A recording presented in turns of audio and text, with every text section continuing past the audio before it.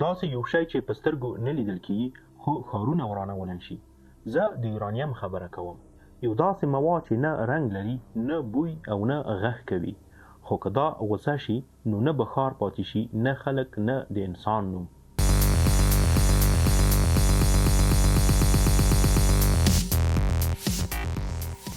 دا یورانیم له ځمکې لاندې راایستل کېږي. عادي ډبره ښکاري، خو که یې زړه ته لاړې نو دا د انرژي خزانه ده.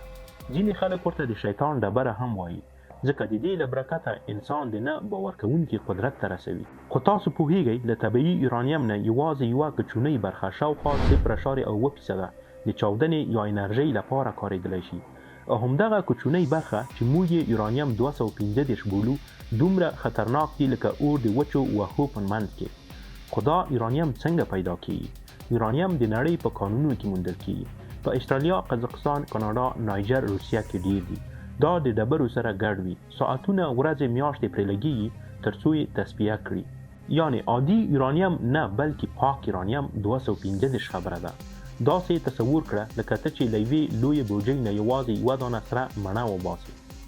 همدومره کم، همدومره قیمتي، همدومره خطرناک. یو ساده مثال، که چیرې تاسو په اندازه د یوه غنم یورانیم ولرئ نو دا به دومره قدرت ولري لکه تاسو چې 15,000 ټنه باروتو ته چاودنه ورکړئ، یا یو ښار ته د څو میاشتو لپاره برېښنا ورکړئ.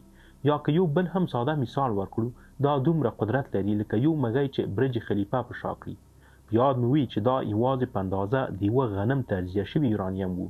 خو ته فکر وکړه که چیرې دا 1 کیلو ولري نو څومره قدرت به ولري. خو دا یورانیم څنګه کار کوي؟ یورانیم یو خاص شی لري، اټومي تجزیه. یعنې که د دې د اټومونو زړه مات شي نو له هغې نه دومره انرژي خوشې کېږي چې حساب نه لري. یو وړوکی نیوترون د یورانیم یو اتوم نیسي، هغه اتوم 2 کېږي، نور نیوترونونه خوشې کېږي، هغوی نور اتومونه تجزیه کوي او دا غبرګون یوازې په ملي ثانیه کې دومره زور پیدا کوي چې ښارونه له سره ورکېږي. همدا اصل د اټومي بم شاته دی او همدا اصل د یورانیم اصلي قدرت دی.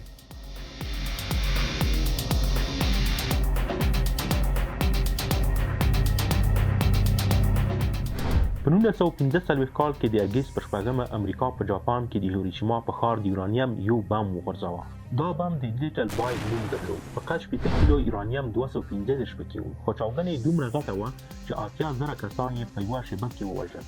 ښار د نقشې نه ورک شو، خلک د خپل سیوري نه سوځېدلي وو، ودانۍ تباه، سقوط، تور لوګی او مرګ. او ته فکر وکړه، دا فقط د 8 کیلو یورانیمو کار و. یورانیم د دنیا تر ټولو دروند فلز دی. یورانیم یوه خزانه ده، خو له شیطاني قلب سره. دا هغه طاقت دی چې انسان ته یې قدرت ورکړ، خو که سمه لاره وانخلي نو دا قدرت به یې د پای سبب شي. که موږ یې د پوهې لپاره وکاروو نو دا کولی شي ښارونه روښان کړي، خو که د جګړې لپاره وکاروو نو همدا ښارونه به تور کړي. ما مخکې درته وویل چې یورانیم د غنمو د دانې هومره هم وي ښارونه ورانولی شي. خو اوس به درته د هغه رازونو کیسه وکړم چې یورانیم چې له نورو موادو جلا کړي. دا یورانیم داسې نه دي چې غږ وکړي یا چیغه ووهي، نه، دا غلي ناست وي، خو د هغه دننه داسې توپانونه روان وي چې ستر ستوري له منځه وړي. اول خو دا پوه شه، یورانیم د اتومونو له کوچنۍ جوړښت سره پیدا کېږي. دا اتومونه یو مرکزي زړګی لري، ورته نیوکلیس وایي. په دغه نیوکلیس کې پروتونونه، نیوترونونه ناست وي. دا د دنیا تر ټولو کوچنۍ ذرات دي. خو که دا نیوکلیس مات شي نو همدومره کوچنۍ ذره کولی شي د غرونو په اندازه قدرت خوشی کړي. دا کیسه یوازې د چاودنو نه ده، دا د نړۍ د طاقت د کنټرول خبره ده. خو دا څنګه بم ته بدلیږي؟ دا چې د یورانیم نه څنګه اټوم بم جوړیږي، د دې په اړه به پوره ویډیو د پوره جالب او حیرانونکو معلوماتو سره په همدې چینل کې اپلوډ کړو. خو فعلا به دا ووایو چې یورانیم خو خوږ ښکاري، خو که سم ترتیب ته ورسیږي نو خطر یې بېساری ده. د یوه اټومي بم جوړولو لپاره یوازې دا کافي نه دي چې یورانیم ولري، باید یورانیم 235 تر 90% زیات تصفیه شي، چې دا پروسه خورا سخته ده، ورته انریچمنټ وایي. یعنې دا مواد باید په یوه دقیق وخت کې سره ټکر شي ترڅو فشار رامنځته شي.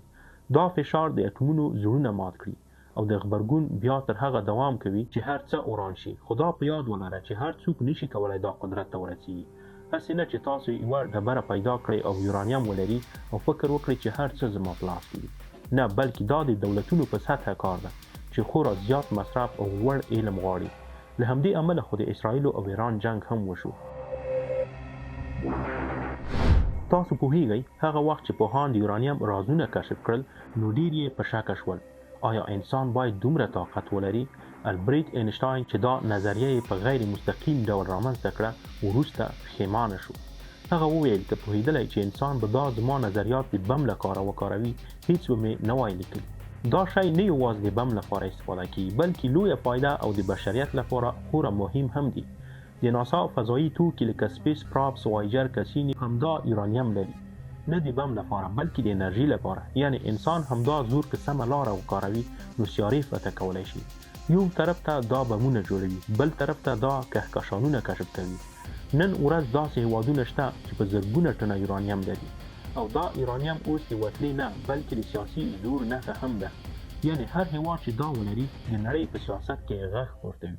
خو خطر دا دی که یو بېعقل مشر دا غلطه پرېکړه وکړي نو دا ټول یورانیم کولی شي یوه نوې نړۍ ویجاړي رامنځته کړي. دا دومره دقیق، زورور او خطرناک دی چې که یوازې 1 کیلو یې کار ته واچوي کولی شي یو ریلګاډی له کابل نه تر استانبوله چالان کړي، یا یو غټ لکه اسلام آباد ته د څو ورځو لپاره برق ورکړي، یا د یوه انسان د ټول عمر لپاره حرارت او انرژي برابره کړي.